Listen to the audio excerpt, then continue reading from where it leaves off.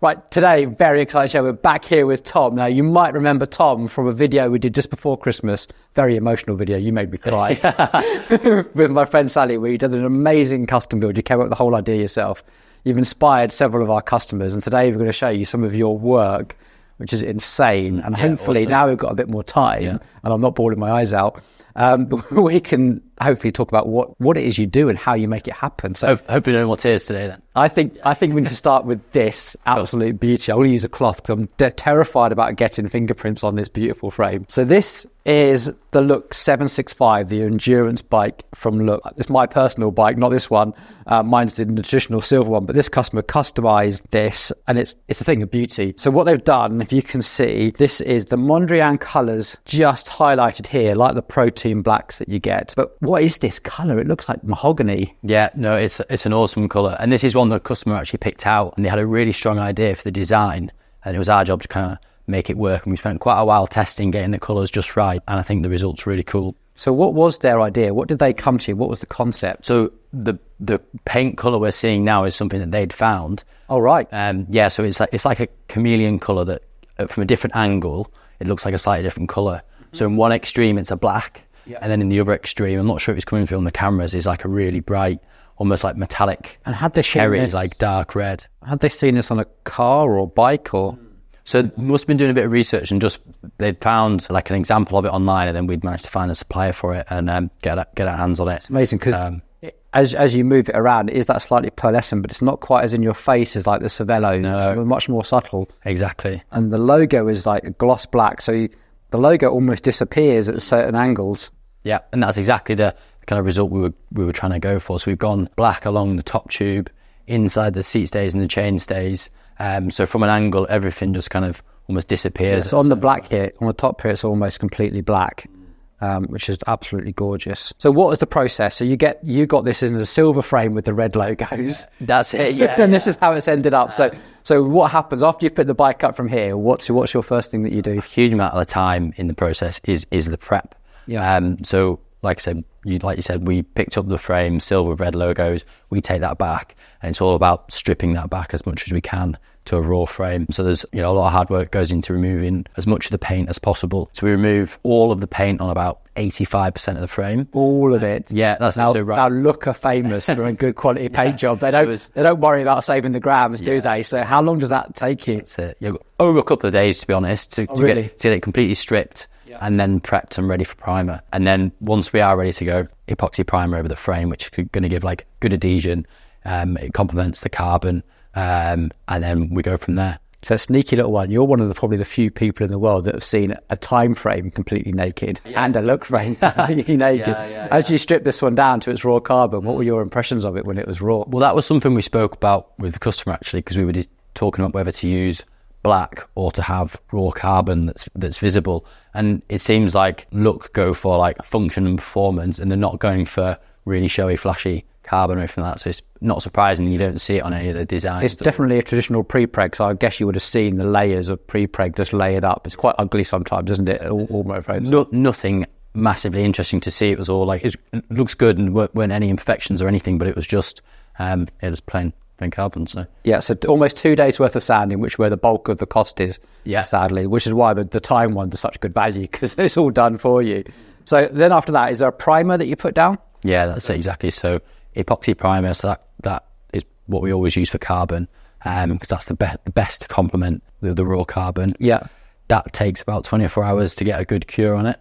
And then we're ready to prep that. So then the frame gets prepped entirely by hand. So that's where you're getting every single nook and cranny. So you're hand sanding like all these little bits through here, exactly. And all this. This is all you hand sanding, wet and dry paper. 100%. And when we're using a paint, particularly like this, which is metallic, you have to get it to like a really fine, like a perfect standard. Because if there's any sanding scratches, you'll see those in the final finish. So we've got that down. And when do you start putting?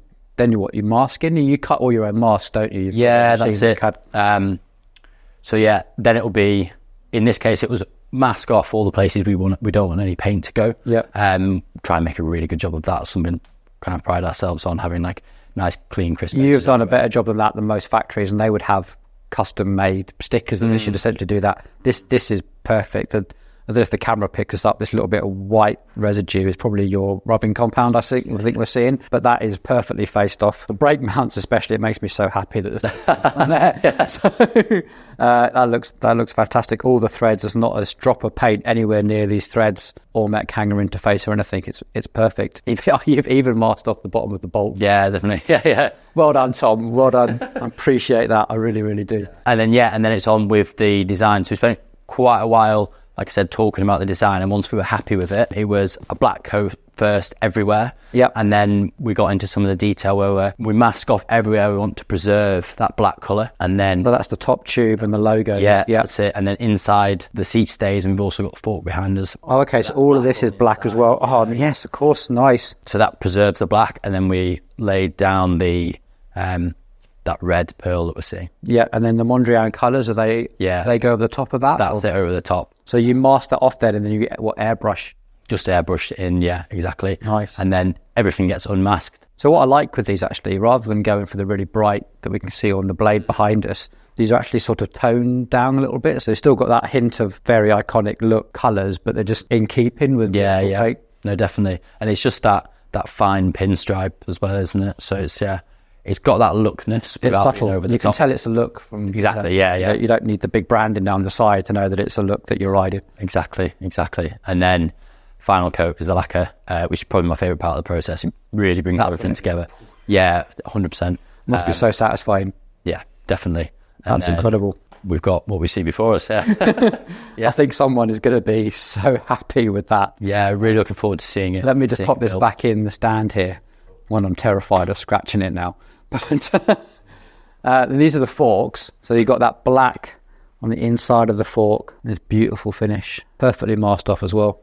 I do like how Look finished their steerer tubes. Yeah. Always like uniformly round. This sounds really silly to see, but you've probably seen and you don't always get the uniform wall thickness. Yeah, no, definitely.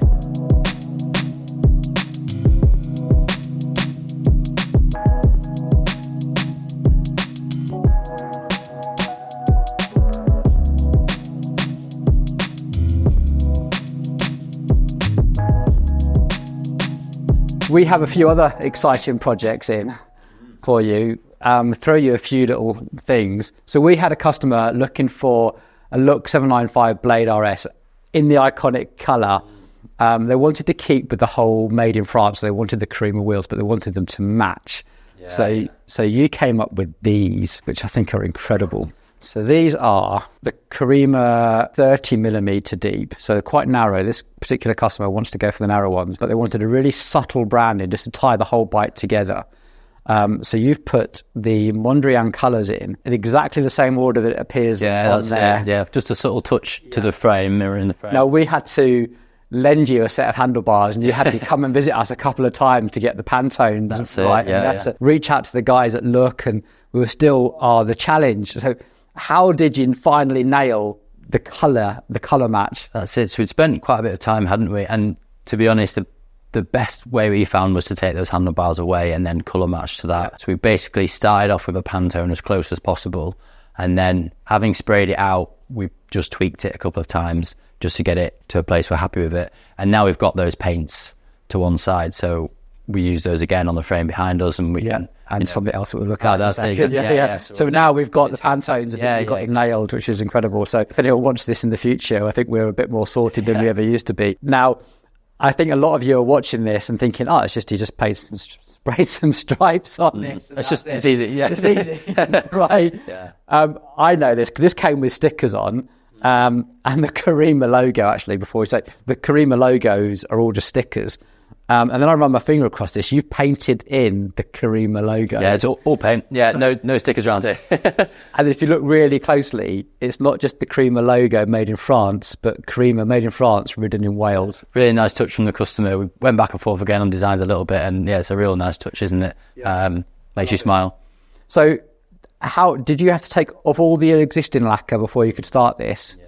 Pretty much. So these wheels came pretty much in a raw carbon state, where on the top you've got like a gel coat. Yeah. So what we do is we just scuff that lightly, make sure we're super clean, and then we lay down a coat of lacquer on top of that. We let that cure, and then that's what we then paint on top of. Okay, so most of that gel coat is still there. Yeah, it's really thin, and you need to be really careful not to damage it. So it's a real light scuff, and then we lacquer on top of that, and that gives our surface to paint on, and then it gets finished with a top coat of lacquer. Yeah, and you've done well, because there's some fragile bits around here, around the little thing these are actually foam filled, which is why they have this little release valve here. And yeah, you've done such a good job not to disturb that. And we asked whether we should strip the wheels down before, and you were happy to work around the spokes and everything else. So I'm happy with the way we did it, to be fair. I think it makes sense. So I think that's just going to look awesome. It's going to look fantastic. I think they're going to be so happy with that. Let's just pop them down very carefully. One last thing now. This is a project that I threw at you, a bit of a curveball. Yeah. So you might know that the new 785 Huez is on its way to us, and we set ourselves a challenge of trying to build this bike at a budget where it would look better and ride better than the existing build. So we picked up some old SRAM Force D1 cranks, which are, and then we went, Tom, I don't suppose. So, and you took the challenge on to... We love a challenge, don't we? I hadn't done a pair of cranks before, but it was a fun process, actually. Here I was just expecting just some plain white cranks that would just blend in and everything. And you've gone to town, the look branding, the Mondrian colours in there as well. They look... I'm so happy with those. Looks factory, doesn't it? It looks cool. It looks factory. And I think on the bike that we're building this to, it is just going to look stunning in that white. Completely impractical colour. Like, who cares, right? It's just going to look... Something's around the corner, isn't it? So it does. Actually, it looks like it's a factory finish. It's absolutely beautiful and relatively straightforward. Yeah, I think happy now we've gone through the process. It's so there we go. We can almost do anything completely custom. It's we'll give anything a go, won't we? Yeah, that's what I like about this partnership that we're developing is our customers come to you with some creative ideas, and it's never I know. It's like let me think how we can do that. Yeah. And generally speaking, we come up with some fantastic looking custom projects. So cool. Thank you so much, Tom, for giving us some insight into what it is you do. Of course, if you guys are looking to get your own custom paint job, what's the process? It's about 3 weeks, I suppose, isn't it, for you to start to finish? Yeah, exactly. Yeah. We try and say 2 weeks, but then sometimes we get lots of projects on, don't we? So things. Yeah, and the design consultation going backwards and forwards. So it's springtime now. So if you're looking for a summer bike to ride, now's probably the time to start inquiring about this sort of thing and let your imagination run wild. And if they want some help from you, you're good with the design as well. You can add a lot of value there. So if you like this sort of content, please give it a thumbs up, like and subscribe. If you've got some ideas, throw them down in the comments. What do you think of these fantastic pieces of art? Let us know, and hopefully we'll see many more of Tom's creations on the video very soon. Cheers.